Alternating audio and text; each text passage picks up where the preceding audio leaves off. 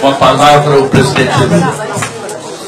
Bem, companheiro Lio Falcão, companheiro deputado, companheiro dirigente do PT, companheiro da democracia, companheiro da imprensa. Eu queria começar estranhando que eu não estou vendo o logotipo da Globo aqui. Deve ter tirado, porque depois de colocar 2 minutos do pedalinho no Jornal Nacional, eu acho que ela ficou com vergonha.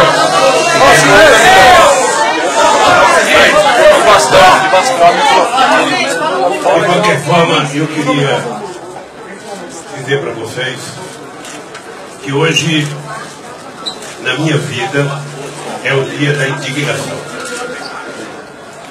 O dia da falta do respeito democrático, o dia do autoritarismo de pessoal do judiciário, porque seria tão simples ter me convidado para prestar depoimento que eu iria. Se vocês não sabem, esse ano eu já fui prestar 3 depoimentos. Inclusive, eu estava de férias e fui a Brasília prestar depoimento de 6 horas para me fazerem as mesmas perguntas que já tinham me feito antes, para me fazer as mesmas perguntas do Ministério Público e as mesmas perguntas que me fizeram hoje. Eu não me recusei a ir a Brasília a prestar depoimento 3 vezes. E eu jamais me recusaria a prestar depoimento aqui. A minha briga com o Ministério Público Estadual era porque o procurador já fez um pré-julgamento. E se ele já tinha pré-julgado, não havia por que eu ir prestar o depoimento no Ministério Público Estadual. Entramos com uma liminar e conseguimos que o juiz, que eu não precisaria prestar depoimento. Mas o Moro não precisaria ter mandado uma coerção da Polícia Federal na minha casa de manhã, na casa dos meus filhos, sabe? Na casa de companheiros como Paulo Camoto, como a Clara Ante, como funcionários do sindicato. Não precisava. Era só ter convidado. Antes dele, nós já éramos democratas. Antes dele, nós já fazíamos as coisas corretas nesse país, porque enquanto muitos deles não faziam nada, a gente estava lutando para que esse país conquistasse o direito de liberdade de expressão, o direito de uma imprensa livre, o direito de candidatura, de criação de partido político, de direito de greve. Então era só ter comunicado que nós iríamos lá. Lamentavelmente, eles preferiram utilizar a prepotência, a arrogância, num show e num espetáculo de pirotecnia. Porque enquanto os advogados não sabiam nada, alguns meios de comunicação já sabiam. Então, é lamentável. É lamentável que uma parcela do Poder Judiciário brasileiro esteja trabalhando em associação com a imprensa que trabalha em associação com a imprensa. Antigamente, você tinha denúncia de um crime, você ia investigar se existia aquele crime e prender o criminoso. Hoje, a primeira coisa que você faz é determinar quem é o criminoso. Depois que você nominou o criminoso, colocou a cara dele na imprensa, você então vai criar os crimes que ele cometeu. Eu queria falar ao povo brasileiro e falar a vocês via os microfones da imprensa, primeiro para pedir desculpas a Maria e a meu filho pelos transtornos que eles passaram. Enquanto nenhum desses que foram na minha casa trabalhavam, com 11 anos a Marisa já era empregada doméstica. E eu acho que ela merecia respeito. Segundo,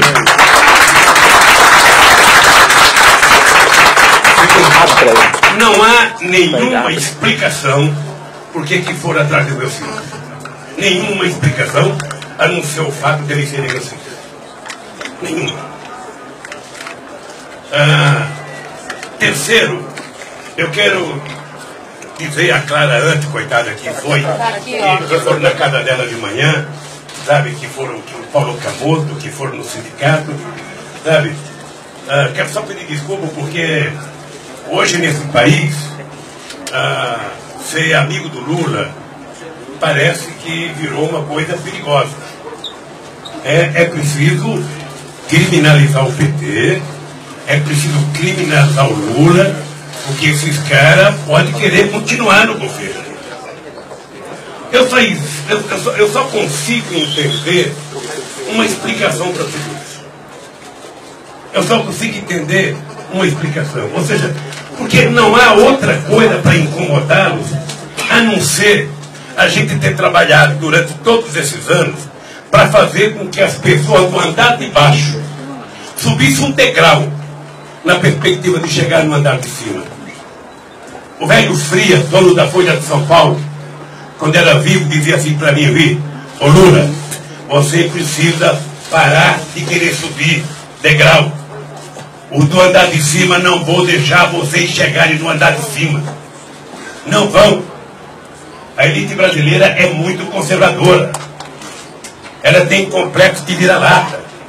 Elas não vão permitir que vocês cresçam. E nós crescemos. Chegamos à presidência.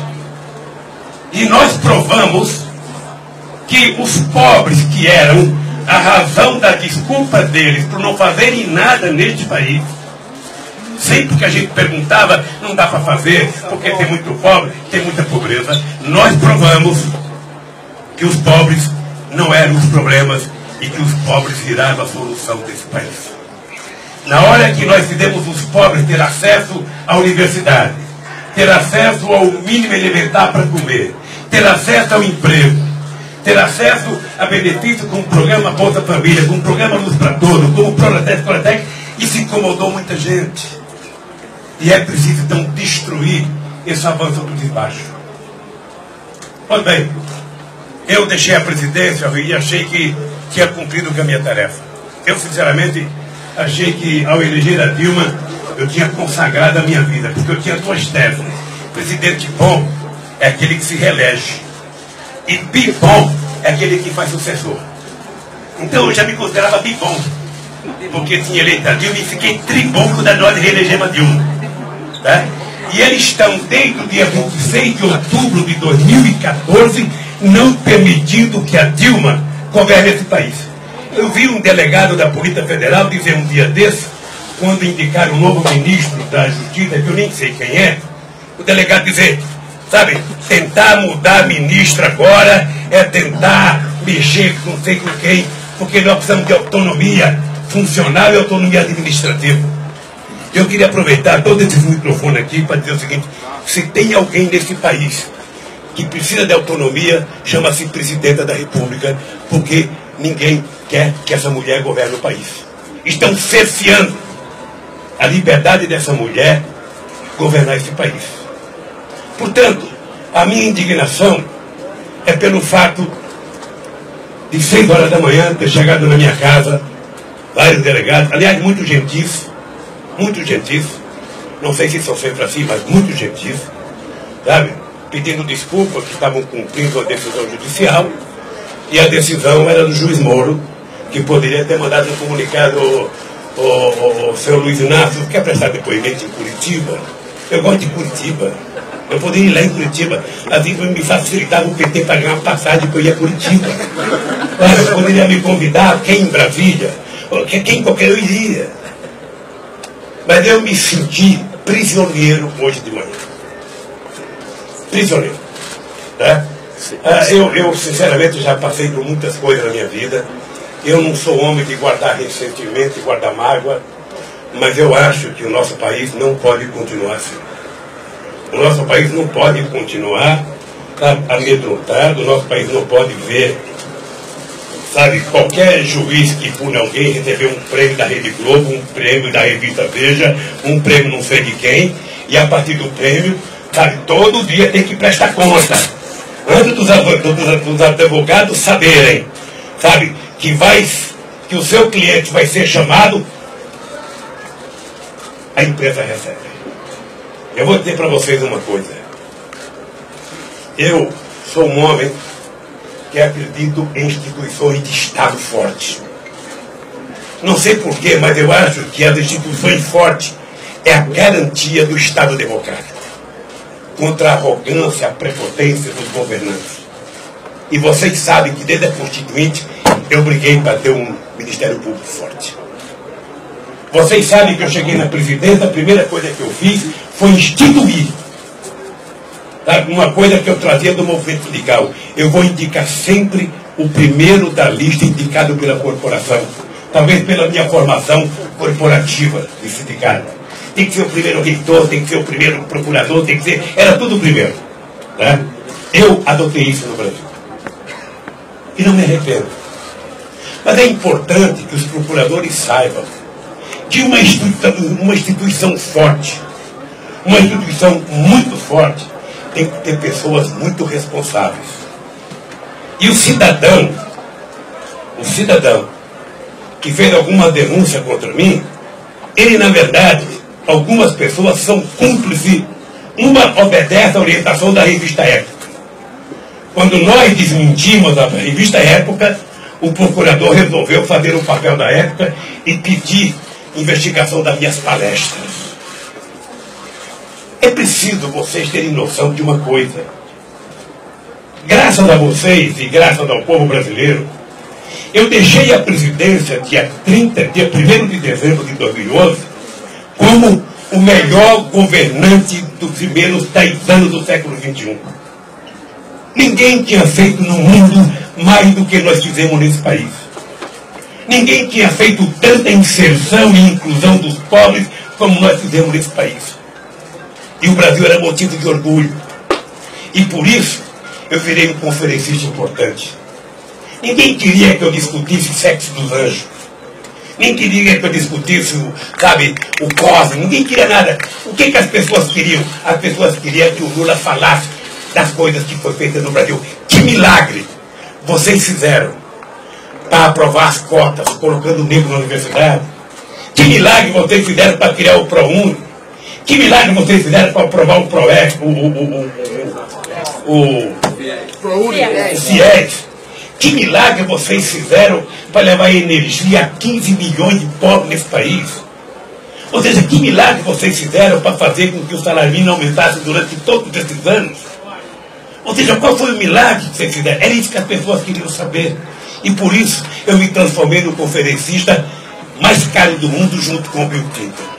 Aliás, ele foi o paradigma. Ele foi. É importante dizer que eu falo com orgulho. Várias empresas que agenciam vários presidentes, Kofi Annan, Tony Blair, Gordon Brown, Sarkozy, Chirac, todo mundo queria me empresariar. E a Clarante falou, não, aqui no Instituto que vai empresariar somos nós no Instituto. Você é um produto nacional. Não tem multinacional aqui, é nós que vamos empresariar vocês. E quanto vai cobrar, quem é que cobra mais? É o Clinton, então vai ser igual o Clinton. Paga quem quiser, contrata quem quiser. E tem mais, para contratar tem que pagar transporte, tem que pagar assessoria. Tem que pagar, porque não são pouca coisa, eu não tenho complexo de vira-lata. Eu sei o que eu fiz nesse país. Eu sei o orgulho e a autoestima desse povo.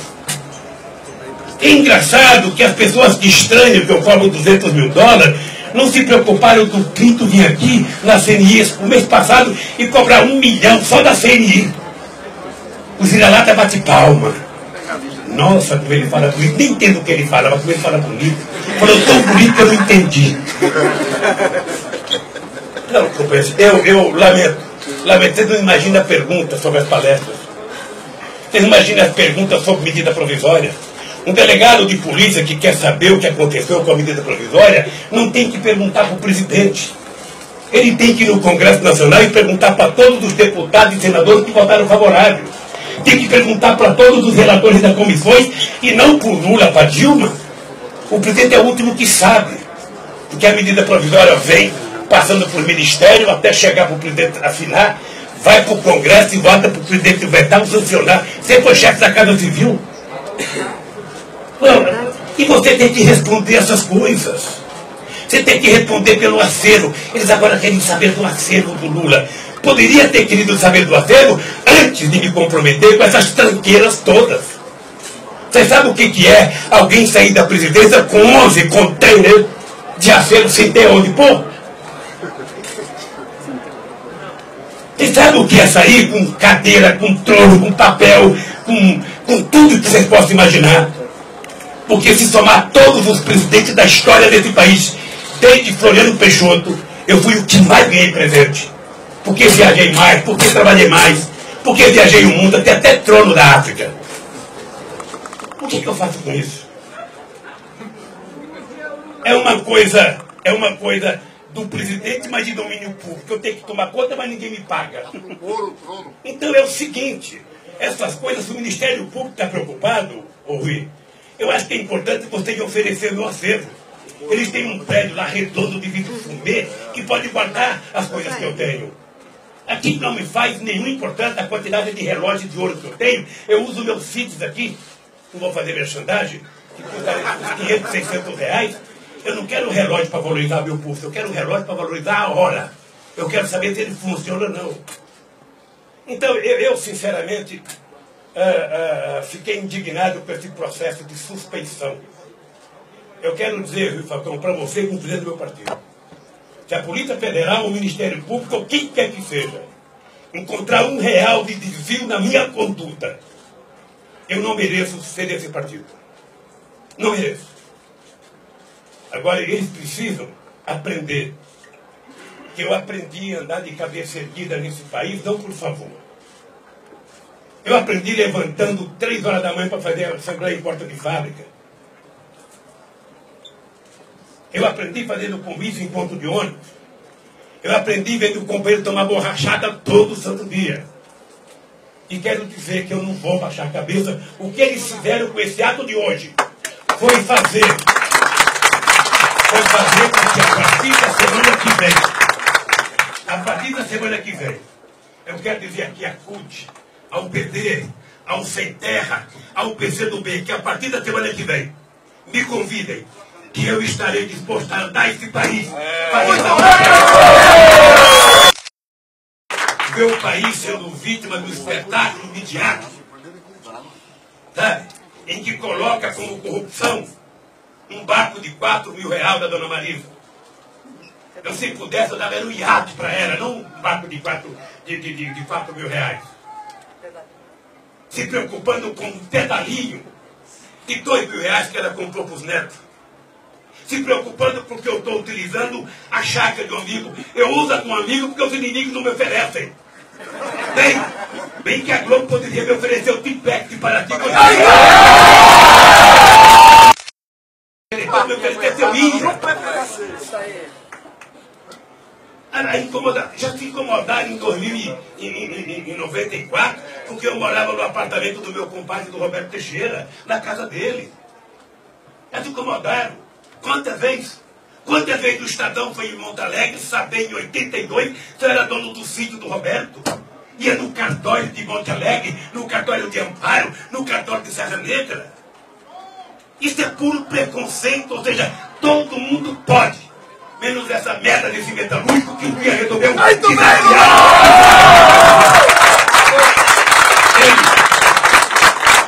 partem do pressuposto que pobre nasceu para comer encoxo.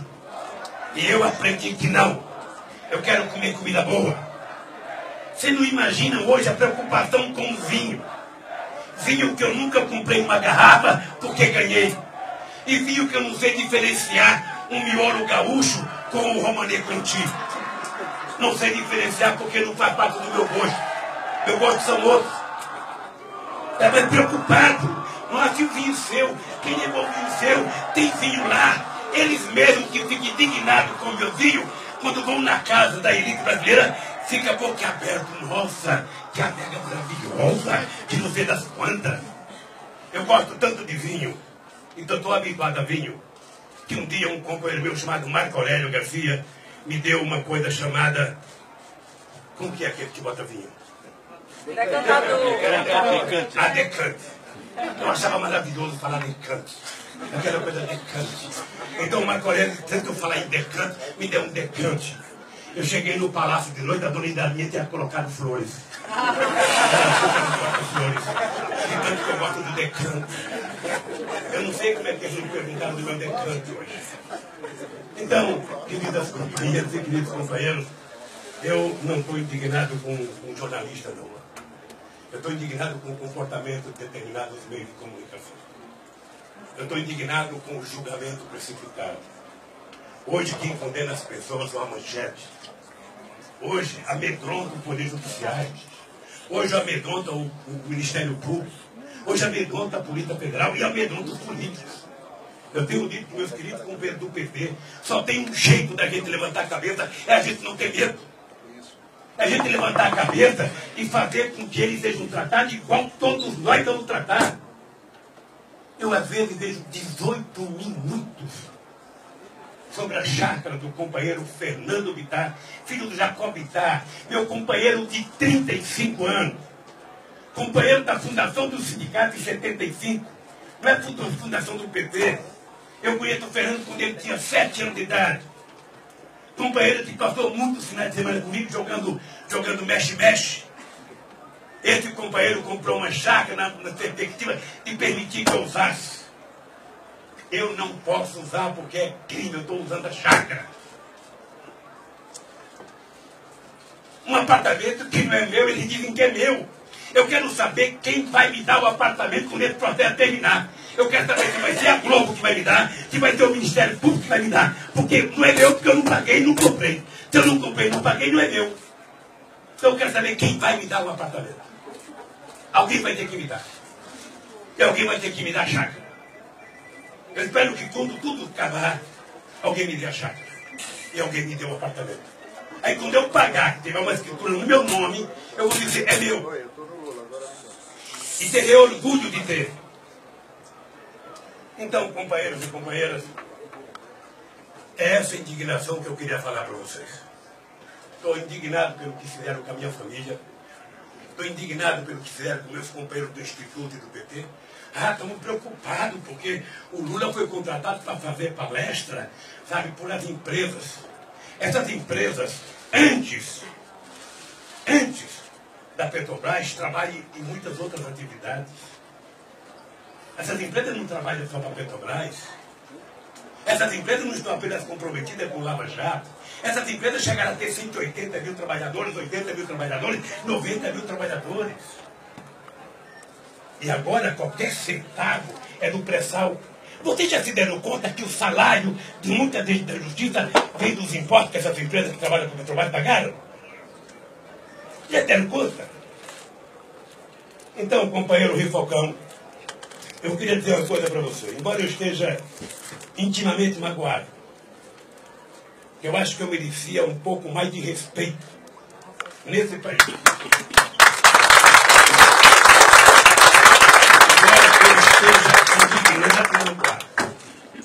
Eu quero que eles saibam que eu escapei de morrer de fome antes de 5 anos de idade. Naquela terra que eu nasci, uma criança escapar de morrer é um milagre. Esse milagre aconteceu comigo. Aconteceu o segundo milagre na minha vida.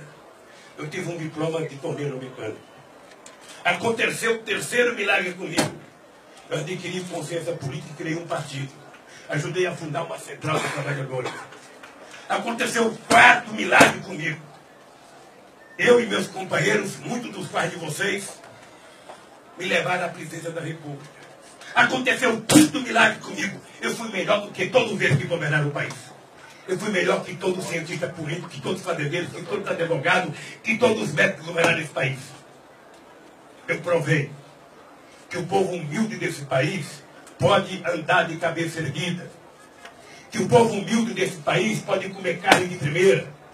Que o povo humilde desse país pode ter dente para sorrir e comer um pedaço de amendoim. Vocês não sabem, muita gente não sabe o que é isso. Então eu quero dizer para vocês o seguinte. Eu, embora esteja magoado, eu acho que o que aconteceu hoje era o que precisava acontecer. O PT levantar a cabeça. Há muito tempo que o PT está de cabeça baixa. Há muito tempo que todo santo dia alguém faz o PT sangrar. Não precisa prova, é só dizer. Então eu acho que agora, viu o seguinte, nós vamos ao seguinte, a partir da semana que vem, quem quiser um discursinho do Lula, é só acertar. Passagem de avião, não vai de ônibus, que demora muito. Passagem de avião, que eu estou disposto a ajudar esse país. Não sei, Rui, se serei candidato em 2018, não sei. A natureza às vezes é implacável com a gente que ultrapassa 70. Mas como a ciência também avançou, a ciência avançou, e essas coisas todas que eu faço aumentam a minha tesão de participar das coisas nesse país. Eu descobri agora que nem tudo está acabado como eu pensei que estava tudo pronto. É preciso recomeçar. E, portanto, nós vamos recomeçar de novo, Rui. Fazendo as mesmas coisas que a gente fazia. Eu viajava de São Paulo para o Acre para falar com 4 pessoas. E fazia discurso ao sol das 2 horas da tarde, como se tivesse 1 milhão de pessoas na rua. Me esperava 1h30. Tá? Conseguimos criar um partido. Estou disposto a fazer a mesma coisa, viu? Então eu quero que vocês saibam o que aconteceu hoje. Embora tenha me ofendido, embora tenha magoado, sabe, a minha história, embora eu tenha me sentido ofendido, porque não precisava disso, eu me senti ultrajado como se fosse prisioneiro, apesar do tratamento cortês do delegado da Polícia Federal. Eu quero dizer, se quiseram matar a jararaca, não bateram na cabeça, bateram no rabo. E a jararaca está viva como sempre esteve.